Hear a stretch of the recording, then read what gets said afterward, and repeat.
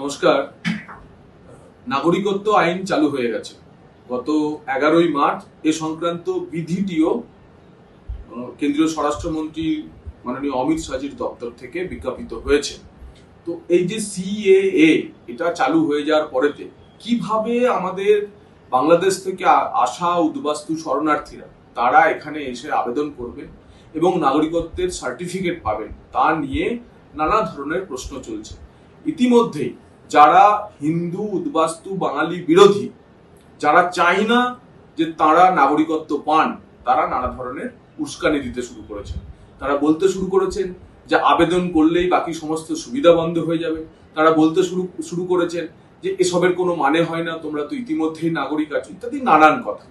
কিন্তু সিএএ চালু হওয়ার পরে এবং এর বিধিটি অনলাইনে আসার পরেতে যেভাবে ইন্ডিয়ান সিটিজেনশিপ অনলাইন পোর্টালের মাধ্যমে আপনি যদি আবেদন করেন, এর থেকে সহজ উপায়ে নাগরিকত্ব পাওয়ার আর কোনো নজির সারা পৃথিবীতে নেই। আমি সেই বিধিটি আপনাদের সামনে নিয়ে আজকে এসেছি এবং কয়েকটি বিষয় আপনাদের মনে যে ধরনের সংশয় রয়েছে সেই সংশয়গুলি কাটানোর কথা আমি আপনাদের বলছি। এক তো হচ্ছে যে একবার আবেদন কিভাবে করবেন।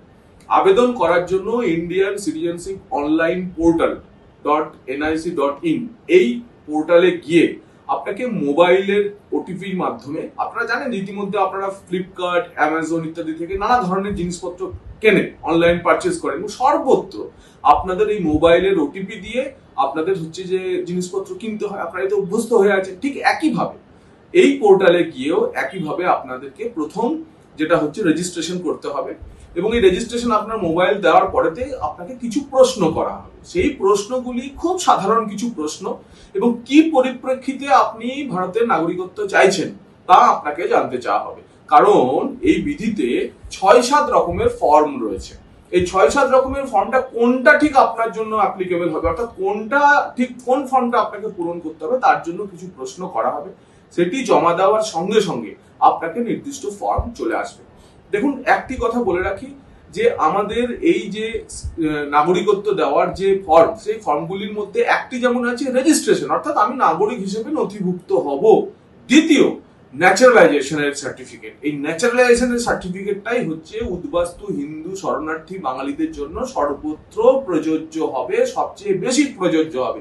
What is this? এই ন্যাচারালাইজেশনটা কি? অর্থাৎ আমি চলে এসেছি এদেশে, আমার 2 পুরুষ 3 পুরুষ ধরে আছি, আমি এখানে চাকরি করছি, আমার আধার কার্ড আছে, ভোটার কার্ড আছে, প্যান কার্ড আছে, সবকিছু থাকার পরে আমাকে আবার নাগরিক হতে হবে কেন? এই যে প্রশ্ন, কিন্তু আপনার অরিজিন বাংলাদেশ, অন্তত 71-এর পর থেকে এখনো পর্যন্ত প্রায় 40 বছরের মধ্যে যদি আপনি এসে থাকেন, তাহলে আপনাকেও একবার ভারতীয় নাগরিক হিসেবে পঞ্জীকৃত হয়ে নেওয়া জরুরি। এই প্রসেসটাকেই বলেন ন্যাচারালাইজেশন। অর্থাৎ আপনার সমস্ত নথি, অর্থাৎ যা যা থাকা দরকার আছে, তারপরেও আপনি ভারতের নাগরিক হিসেবে নথিবদ্ধ হয়ে যাচ্ছেন। হয়ে গেলে এরপরে আপনি যখন ডিআইবি তে যাবেন, পাসপোর্টের কাছে আপনার বাবা বা ঠাকুরদার পরিচয় যখন জানতে চাইবেন, ডিআইবি গোয়েন্দা বিভাগ যখন জানতে পারবেন ওনার ঠাকুরদা বাংলাদেশে জন্মেছিল, তখন আপনাকে 71 সালের আগের যে জমির দলিল এখন চাই, আপনাকে তার চাইতে হবে, তার চাইতে পারবে না। তখন আপনি এই সিটিজেনশিপ সার্টিফিকেট দেখিয়ে দিতে পারবেন। এই অযথা হয়রানিগুলি বা আপনার পরবর্তী প্রজন্ম, হয়তো 3 পুরুষ আগে বাংলাদেশ থেকে এসেছেন, কিন্তু আপনার পরবর্তী প্রজন্মকে কোনো ডকুমেন্ট দেখার জন্য যদি জানে তার আপনারা এসেছিলেন এতদিন আগে, তাহলে এই যে অযথা হয়রানি এখনো পর্যন্ত হয়, সেই হয়রানিগুলি একেবারে বন্ধ হয়ে যাবে। এবার প্রশ্ন হচ্ছে যে এই যে কাগজ দেখাতে হবে না দেখাতে হবে না, এই প্রক্রিয়া নিয়ে নানা উস্কানি চলছে। আপনাকে অমুক ডকুমেন্ট দিতে হবে, তমুক নথি দিতে হবে। এইটি অত্যন্ত সরল প্রক্রিয়া। আপনাকে আবেদন করার পর ন্যাচারালাইজেশন প্রসেসের হোক, ন্যাচারালাইজেশন সার্টিফিকেটটি হচ্ছে 8 নম্বর 8-এর ক ফর্ম, আর বাকি আরো 6-7 রকমের ফর্ম আছে যা বিবিধভাবে আপনাকে এই নাগরিকত্ব পেতে সাহায্য করবে। তাতে আপনার নাম, আপনার বাবার নাম, কবে ভারতবর্ষে প্রবেশ করেছিলেন, আপনার বাবা কোথায় থাকতেন বাংলাদেশে, মা কোথায় থাকতেন বাংলাদেশে, ইত্যাদি জানাতে হবে। জানানোর পরেতে আপনাকে বলে দিতে হবে যে আপনি দেখুন 2014 সালের 31শে ডিসেম্বরের আগে পর্যন্ত, সেদিন বা তার আগে পর্যন্ত যারা বাংলাদেশে এসেছে, বাংলাদেশ থেকে এদেশে এসেছেন, আমি পশ্চিমবঙ্গে বিশেষত বাংলাদেশের কথাই বলছি, যারা এসেছেন তারা সবাই নাগরিক হিসেবে বিবেচ্য হবে। কেন করেছেন এবং তারপর বলা হয়েছে যে তারা আসার পরে যদি 5 বছর থেকে থাকে তাহলেই তারা নাগরিক হবে। কারণ 19 সালে আইনটি পাস হয়েছে। তাহলে তার ঠিক আগের 5 বছর 14 সাল, অর্থাৎ 19 সালে যখন আইন পাস হয়েছে তার আগের ঠিক 5 বছর পর্যন্ত যতজন এসেছেন, অর্থাৎ 19 সালে আইন পাশের দিন থেকে তার আগের 5 বছর যারা রয়েছেন, তারা প্রত্যেকে ভারতীয় নাগরিক হিসেবে সার্টিফিকেট পাবেন, ইদার সার্টিফিকেট অফ রেজিস্ট্রেশন অথবা ন্যাচারালাইজেশন। এবং আবেদনের ক্ষেত্রে আপনি এই আবেদন করার সময়তে আপনাকে কয়েকটি বিষয় জানাতে হবে যে আপনি তো এসছেন তখন যখন নাগরিকত্ব নিতে চান, তখন একবার কিন্তু এদেশের নাগরিক হয়ে যাওয়ার পর আপনাকে ভেবেচিন্তে ওইটুকুই শুধু বলতে হবে যে ভবিষ্যতে আমি যে দেশ থেকে এসেছি ধর্মীয় উৎপীড়নের কারণে, সে দেশে আবার নাগরিক হতে যাব না। একবার আপনি এই সুযোগ একবারই পাবেন, আপনি এই বিধিতে সেটাই বলা হয়েছে। এবং কি কি নথি আপনাকে দিতে হবে, মূলত 3 প্রকারের নথি আপনাকে দিতে হবে। এক হচ্ছে আপনি যখন সবকিছু জানালেন, কবে কোন দিন আপনি এসেছিলেন, কোথায় আছেন ইত্যাদি, সেই নিয়ে 1C-তে আপনাকে 2টি হলফনামা দিতে হবে, যা অতীব গুরুত্বপূর্ণ। এক, আমি কবে এসেছি, কিভাবে এসেছি, আমার উপর কিভাবে ধর্মীয় উৎপীড়ন, তারও প্রোফর্মা এই বিধির মধ্যে দিয়ে দেওয়া হয়েছে, সেটা আপনি করবেন। কিন্তু সত্যিই কি আপনি ধর্মীয় উৎপীড়নের কারণে এসেছেন, সত্যিই কি আপনি শরণার্থী হয়ে এসেছেন, কে বলবে আপনাকে? এই সার্টিফিকেট কে দেবে? ভারত সরকার দেবে না বাংলাদেশ সরকার দেবে? তো মহা জ্বালা, কঠিন প্রশ্ন।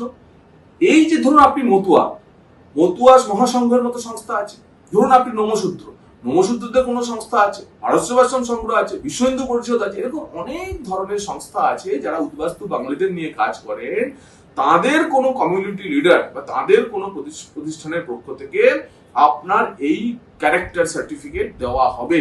তারাও এফিডেভিট করে বলবেন যে হ্যাঁ, আমি অমুক ব্যক্তিকে চিনি, অমুক ব্যক্তি এই 14 সালের আগে এই দিন ভারতবর্ষে প্রবেশ করেছেন এবং তিনি ধর্মীয় উৎপীড়নের কারণেই এদেশে এসেছেন।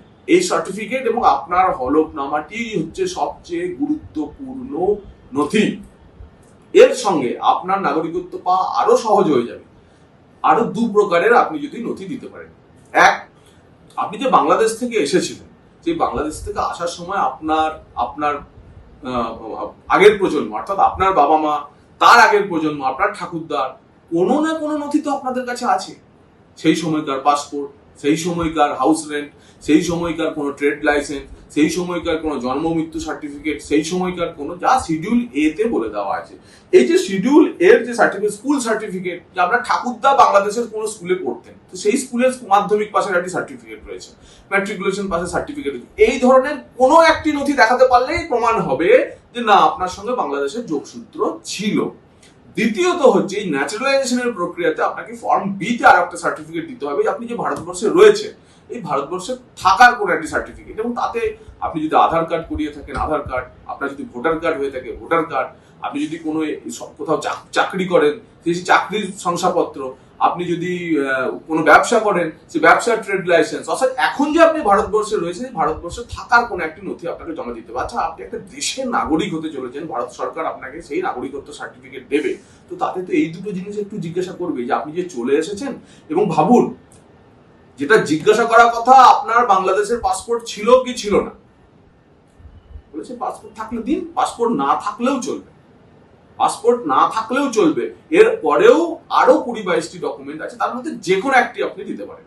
আর ভারতবর্ষে যে এখন আছেন, সেই ভারতবর্ষে এখানে থাকার কোনো একটি ডকুমেন্ট বা নথি আপনাকে দিতে হবে। এই দুটি দেওয়ার পরেতে আপনি হলফনামা দিয়ে যেটি দাবি করবেন, নোটারির কাছে হলফনামা দিয়ে দাবি করবেন যে আপনি ধর্মীয় উৎপীড়নের কারণে, সেই যে প্রোফর্মা দেওয়া আছে ফর্মে, আর তার সঙ্গে আপনাকে একজন ক্যারেক্টার সার্টিফিকেট দেবে যে হ্যাঁ, সত্যি সে ধর্মীয় উৎপীড়নের কারণে এসেছে।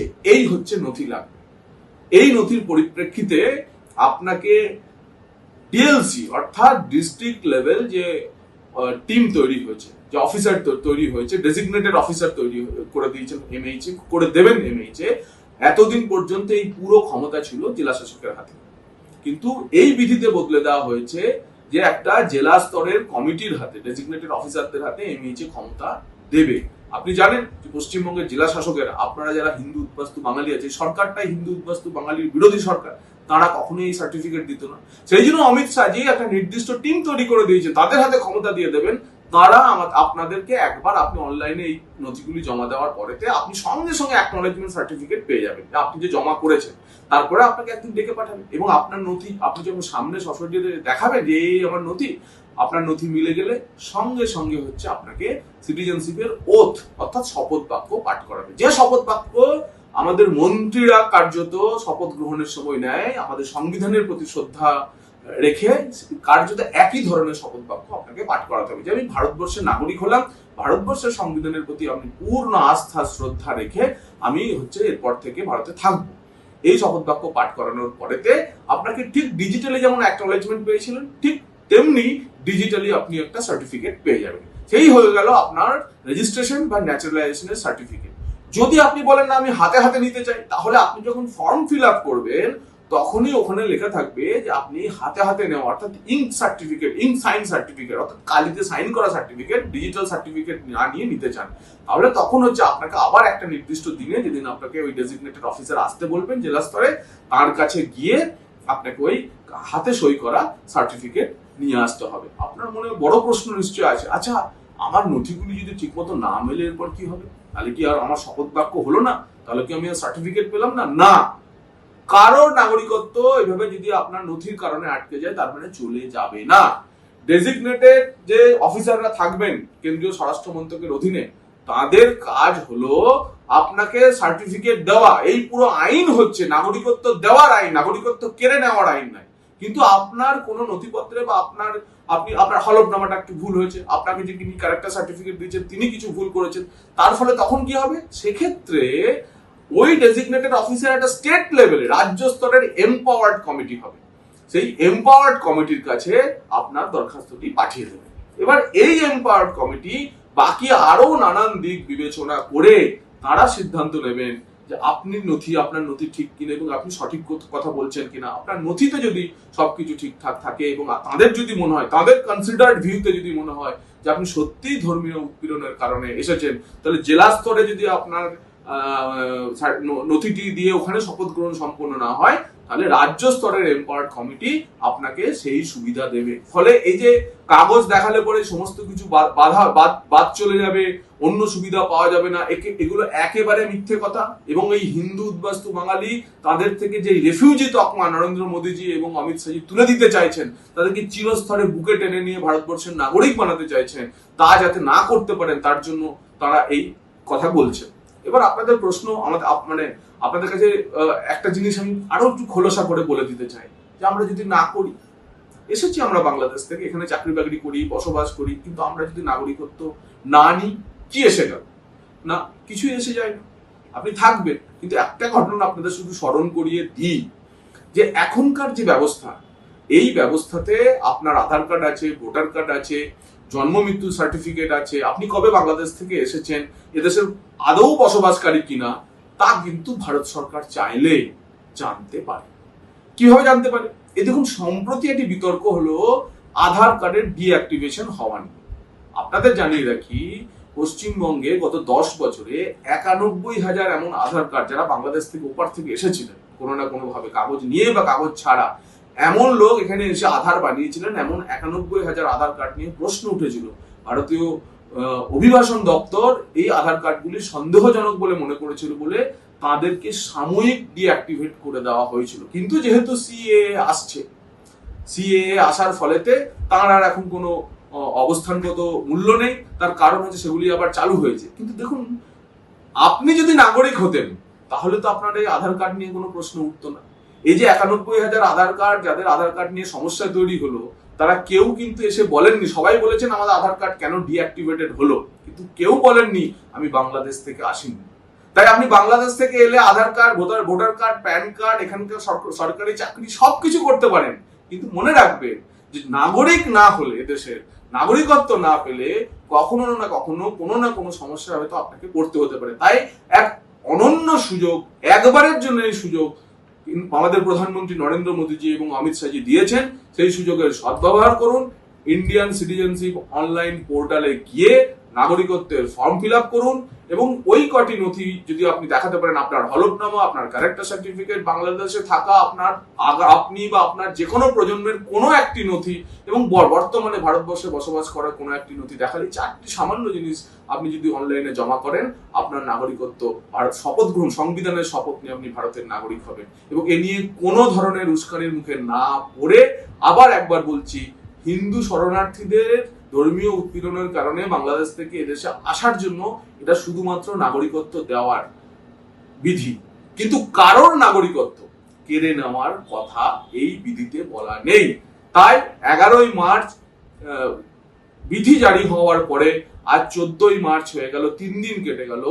যে সমাজকে আতঙ্কিত করে রেখেছিলেন আমাদের এখানকার সরকার, তারাও আজকাল বুঝতে পেরেছেন যে তাদের ঠকানো হয়েছে, এবং তাদেরকেও আমি সাধুবাদ জানাবো যে এই যে এখানকার যে মুসলিম সমাজ, তাদের চিন্তিত হওয়ার কোনো কারণ নেই। কিন্তু আপনারা ভেবে দেখুন যে বাংলাদেশ থেকে যে সমস্ত হিন্দু একেবারে শরণার্থী হয়ে এক কাপড়ে এদিকে এসেছে, তাদের অধিকার যদি ভারতবর্ষের প্রধানমন্ত্রী দেন, আপনাদেরও তাদের সাধুবাদ জানানো উচিত।